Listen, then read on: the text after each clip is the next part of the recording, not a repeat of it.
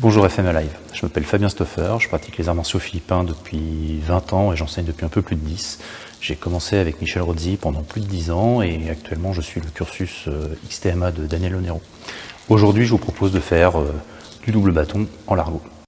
Donc là, position de départ, croisé dessous, je vais faire un numéro 1 qui traverse, un numéro 2 qui traverse, un numéro 2 qui rebondit.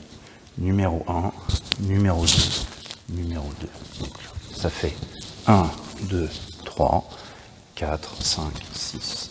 1, 2, 3, 4, 5, 6. Donc d'abord en statique. Ensuite, vous pouvez bouger un peu, changer de jambe de manière libre. Vous pouvez vous déplacer.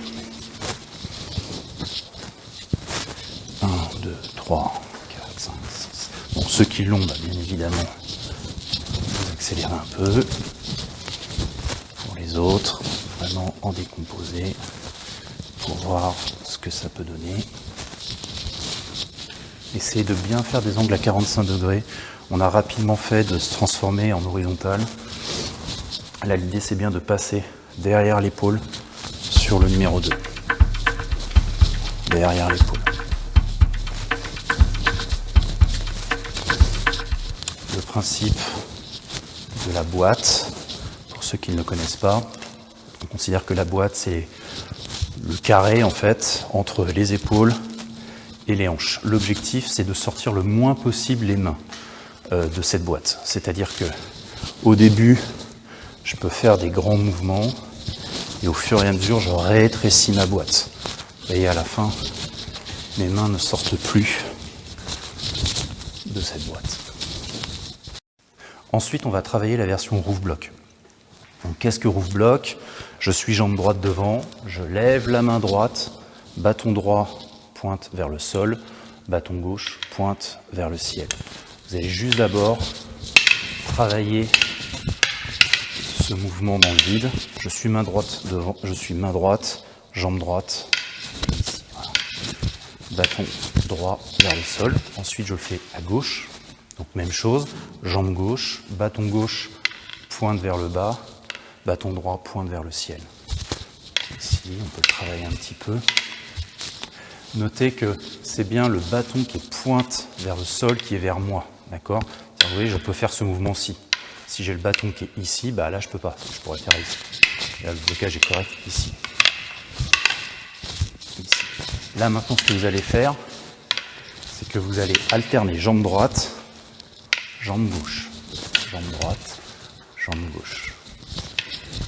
Là, je le fais en essayant de faire un triangle femelle. Ce qui est important sur le roof block, c'est que roof veut dire toit. Et le toit, donc, c'est pour ça que je suis en diagonale, puisque les toits sont plutôt cette forme-ci. On pourra faire ceci, mais le problème, c'est que sur les frappes verticales, le bâton, l'attaque pourrait très bien aller sur la main.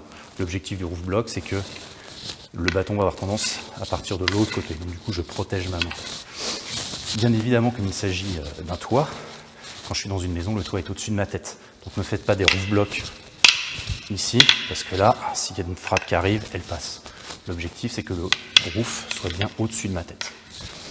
Donc vous alternez encore un petit peu de côté. Ici. Là-dessus, on va rajouter une frappe, on va rajouter un numéro 1. Donc je vais faire, donc je suis jambe droite devant, je donne un numéro 1 et le bâton qui vient de frapper remonte, pointe vers le sol. Mon bâton droit va faire ceci. Là, ce que je vais faire, c'est que je vais faire numéro 1 et je bloque. Numéro 1 et je bloque. Pour l'instant, je reste à droite, juste pour travailler le mouvement. À gauche, même chose, jambe gauche devant, je bloque.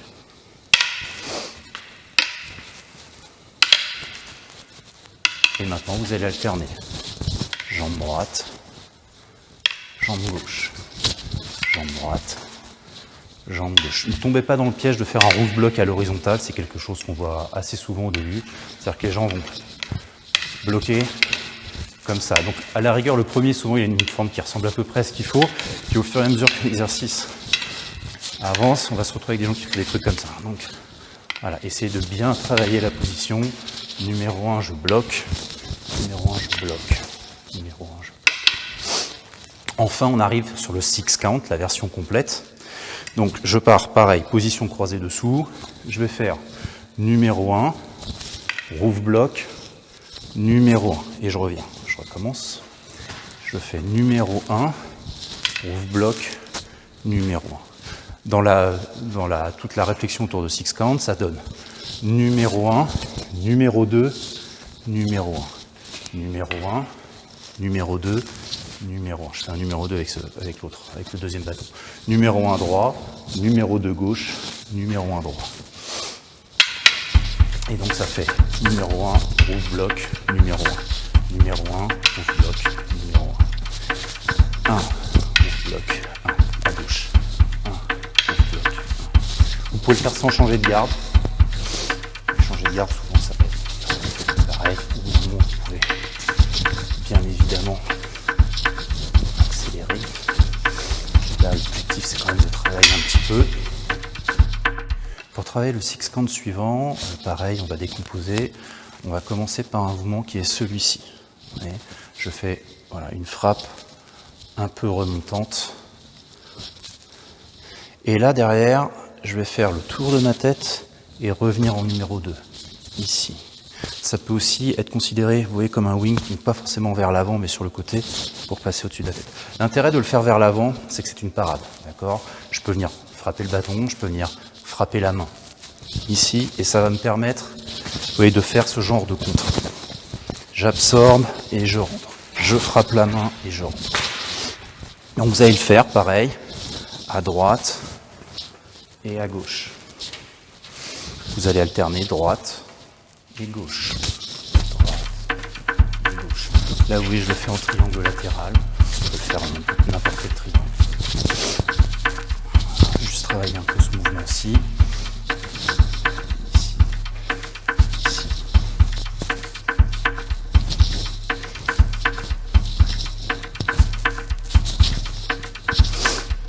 Ok. Pour revenir dans le 6 count, donc toujours pareil, on va revenir dans cette position de garde, position de départ, croisé dessous. Donc là, je vais passer le bâton au-dessus de ma tête, donc ça correspond à un numéro 2. Je vais refaire un numéro 2 et enfin un troisième numéro 2. Et je passe, on recommence. Donc, le bâton droit passe au-dessus de ma tête, vient faire un numéro 2 et passe de l'autre côté. Ensuite, je fais un numéro 2 qui va également traverser. Et enfin, je fais un dernier numéro 2 qui va rebondir. La même chose à gauche. Numéro 2, numéro 2, numéro 2, numéro 2, numéro 2, numéro 2. Là, on rentre déjà dans les trucs un peu plus exotiques. Donc, sur le côté, ici. Numéro 2, numéro 2, numéro 2. 2, 2, 2. Je traverse la ligne centrale.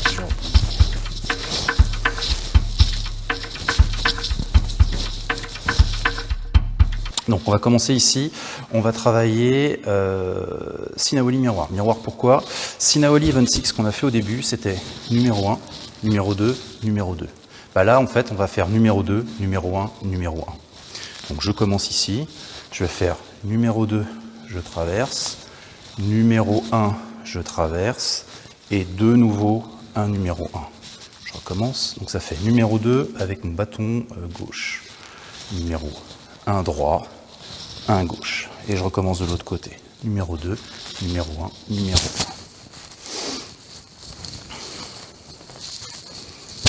1. D'accord ?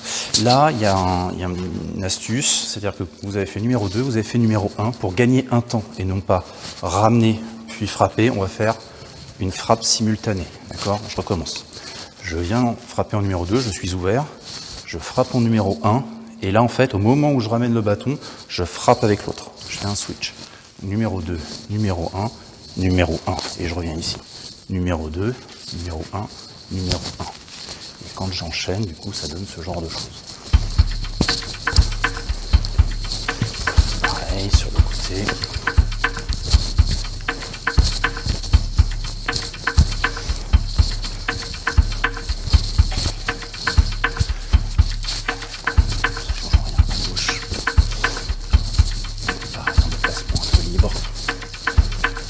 Et ensuite, vous allez pouvoir intégrer ça dans votre carenza. Donc, voilà, vous avez l'habitude de faire du carenza, vous connaissez plein de choses. Voilà, des trucs en plus. Et là, vous allez vous dire à un moment donné, bon, tiens, j'ai envie de travailler un peu even 6. Donc, je fais ce que j'ai l'habitude de faire. Et puis, de temps en temps, je vais mettre even 6. Tiens, je vais mettre reverse, etc. etc. Reverse, tiens, un rough block. Il y a différents niveaux. Des figures 8, des 4K2. Et de temps en temps, je reviens sur ce que j'ai travaillé. Un Sinawali miroir, reverse, bloc. Essayez de mélanger ça, bien évidemment, avec du pivot.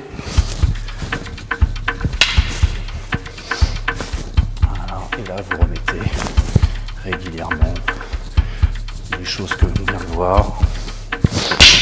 Bloc.